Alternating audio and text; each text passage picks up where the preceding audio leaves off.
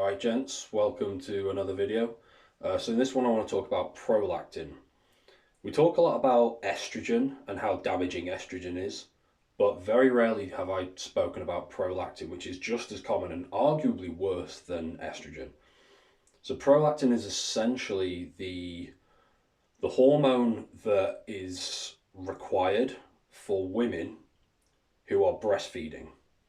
So you can probably imagine how if this gets a little bit out of range in a man, it's going to cause real problems. Man boobs, absolute death of your sex drive, erectile dysfunction, things like that. And muscle aches, muscle weakness, a ton of problems. The official range is that it's meant to be less than 20 nanograms per deciliter. But you probably want it a lot less than that. The lower the better. It doesn't really hold much of a place in a man's body. There's no real purpose to it. But unfortunately, men have more of it now than ever before. So you want to get it down. So the question is, how do you get it down? As always, the first one is get your body fat percentage relatively low. 15% or less is usually the ideal range, but it depends on the individual. You want plenty of cruciferous veg, but that's the normal stuff for estrogen. But the next points are where it's a little bit different to estrogen. The B complex, especially vitamin B3 and B6, L-tyrosine. There's a strong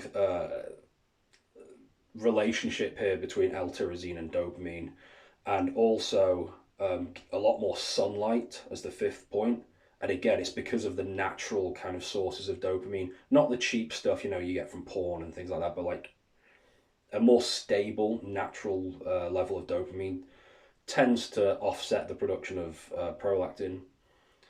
And on the point of porn, the next one is to stop ejaculating all the time. This is where things like NoFap's really useful, semen retention specifically, because the prolactin release afterwards is intense, and it's the prolactin release that is so damaging for testosterone. And if you're doing it several times a day, you can imagine how that's going to start to add up over time.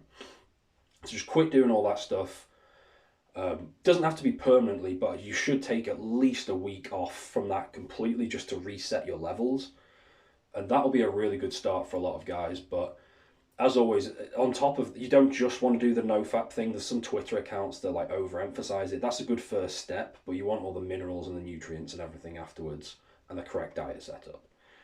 But get your prolactin levels as low as possible, and then you're in a position for your testosterone to go up as a result of that. If you need any help, click the link in the description. I'll help you one-to-one, and you can kind of read more about that there. So see you in the next one.